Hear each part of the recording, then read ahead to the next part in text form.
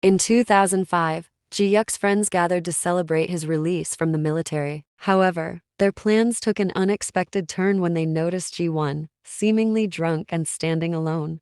This caught other attention. This prompts Ji-yuk to approach Ji-won and inquire if she had company. Ji-won revealed that she was completely alone due to her father's recent passing and a recent breakup. Unfortunately, in her intoxicated state, she accidentally broke her eyeglasses by stepping on them. Ji-won explained that people don't like her, leaving her with no friends. Intrigued, she walked closer to Ji-yuk, sniffing him and even biting his shoulder because he smelled good. They decided to go to the park and sat on the grass. However, Ji-won struggled to distinguish between a can of beer and soju without her eyeglasses. Ji-yuk advised her to drink at home, but she resisted, expressing her loneliness since her father's death.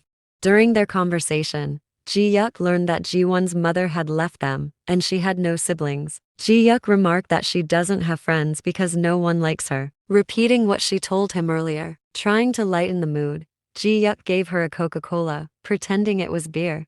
Ji-won then confessed that she did have a friend named Sumin, but couldn't reach her, fearing she would appear like a loser during tough times. She also noticed changes in her ex-boyfriend's behavior before her father's death, realizing he was more interested in her friend Sumin. Upon hearing Ji-won's struggles, Ji-yuk suggested that she should stop being friends with her if it made her uncomfortable. This prompted Ji-won to confess again about her friend Sumin, highlighting her feelings of inadequacy when they were together. Ji-yuk, in response, urged Ji-won to prioritize her own comfort and well-being over maintaining friendships that caused her distress. In the midst of their conversation, Ji-won questions Ji-yuk's understanding of the feeling of loneliness. She emphasizes that her only companion is Sumin, and she yearns for stability in her life. To reassure Ji-won, Ji-yuk decides to share his own story. He reveals that after his mother passed away 15 years ago, and his father had remarried, and he has a stepsister now. Listening to Ji-yuk's tale, Ji-won reflects on her own situation and concludes that his father's new beginning was likely for the best. She expresses hope that her father, too, had found happiness by getting married again. However, Ji-yuk surprises her by revealing that not only had his father remarried, but he had also passed away. Despite the heavy revelation, Ji-won and Ji-yuk applaud, and as they join hands, Ji-won can't help but feel Ji-yuk's warmth. They sleep on the grass facing each other. When Ji-yuk woke up the next morning, Ji-won was gone, and only his jacket, which serves as her blanket, was left in her place. Then at school, Ji-yuk is seen doing a judo fight with his athlete friend Dong-suk.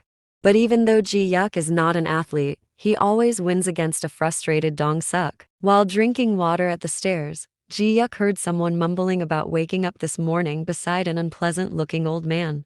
Curiosity leads him to want to find out who it is. He saw her sitting and talking to someone, but no one else was there with her. She wishes not to see that person in the school. The next day, while passing the stairs where he saw the woman, he suddenly stopped and saw a cat eating.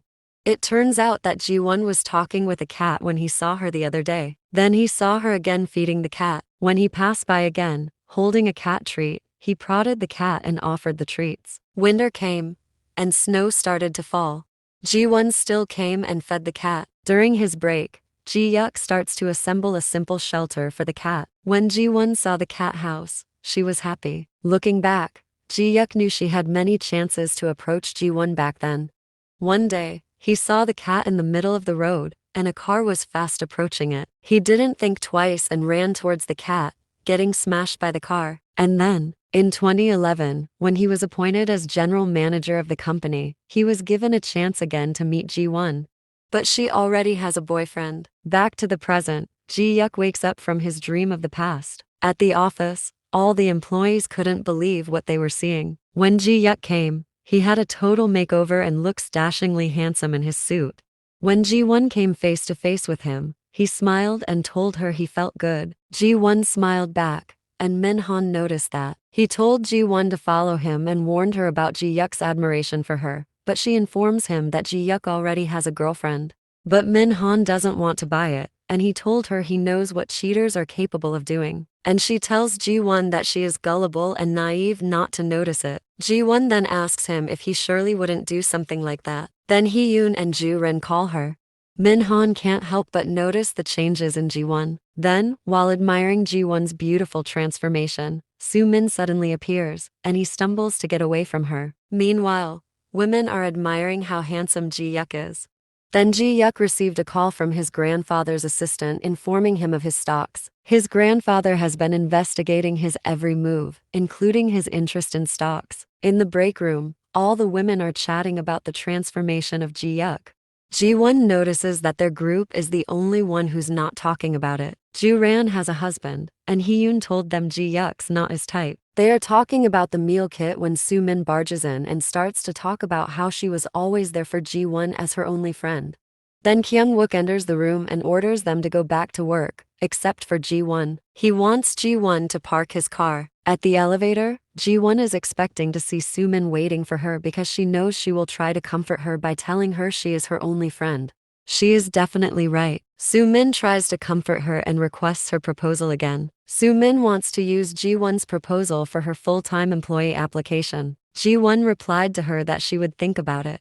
Soo-min seems annoyed and pulls Ji-won's arm, asking her if she is still mad about the reunion. They were interrupted by Kyung-wook. He wants to talk with Ji-won about her proposal, telling Ji-won that he should put his name on her proposal.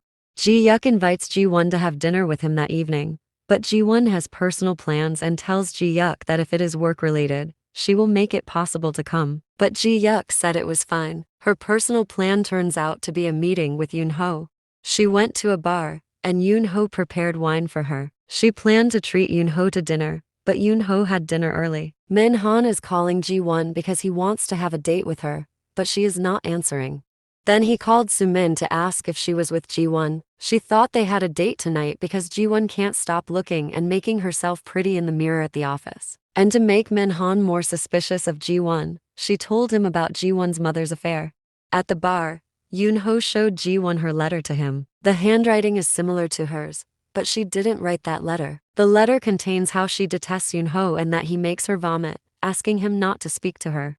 They walked outside. Then Ji-won tells Yoon-ho that she already has a boyfriend. He described Ji-yuk to Ji-won, thinking he might be his boyfriend. Then, Ji-won, guess it right, it is indeed Ji-yuk. He tells Ji-won that Ji-yuk notified him about the reunion, and he seems really worried about Ji-won.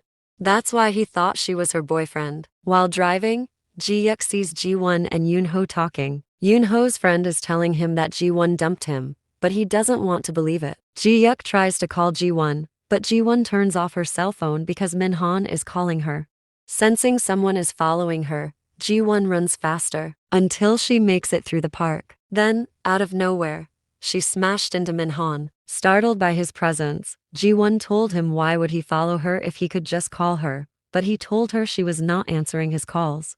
And he is suspicious of how she is acting strangely. And then he refers her to her mother. Ji-won heard it and knows that Soo-min had told Min-han about her mother's affair. He inspects Ji-won's face and holds her hand tightly until Ji-won's arms hurt. Then Ji-yuk appears and pulls Min-han to knock him down. Remembering Min-han's words in Ji-won's wake, the reason he killed her, makes him furious. He gripped Min-han by his collar, but Ji-won pleaded with him to release Min-han. After he released Min-han, he ran for his life and left Ji-won with Ji-yuk. Meanwhile, Ji-yuk gives coffee to Ji-won. Then she asks him why he is there. He told her he was just passing by, but he admitted that because she was not answering her phone. Ji-won then asks him why he is doing it, because it is already after work hours and he is not anymore responsible for her safety. But Ji-yuk told him that he was worried about her safety. He is worried that Min-han would harm her, because he knows a person doesn't change their attitude. Because Soo-min was curious to see if Min-han and Ji-won were fighting, she went into the park, but instead said Ji-won with Ji-yuk. Soo-min receives a call from Min-han. Meanwhile, Ji-won confides in Ji-yuk, expressing discomfort about his feelings. Curious, Ji-yuk questions if she understands his feelings towards her. Ji-won responds, stating that she doesn't want to be involved with someone who cheats. Ji-yuk reassures her that he has already taken care of the situation, but Ji-won finds it hard to believe that women are treated like possessions that need managing. Frustrated, Ji-won confronts Ji-yuk, expressing disbelief in how he's treating Hee-yoon. When she attempts to call Hee-yoon, Ji-yuk intervenes, asking her to listen to him first. He clarifies that he senses Ji-won believes he is dating Hee-yoon and cheating on her because he likes Ji-won. Ji-yuk admits that he does like Ji-won, but clarifies what she is thinking about him. To prove his point, he calls Hee-yoon, whose caller ID on his phone is saved as most beautiful. Ji-hyuk tells Hee-yoon he loves her, who responds to him with questions about sickness or him leaving their family registry. After the call, Ji-hyuk questions Ji-won if that sounds like a normal conversation for a couple. Embarrassed by her misunderstanding, Ji-won realizes that they are, in fact, siblings. She promptly apologizes to Ji-hyuk, but he insists that it's not all a misunderstanding because he genuinely likes her. Ji-hyuk then takes her home, leaning in towards Ji-won, only to unexpectedly fall unconscious on her shoulder.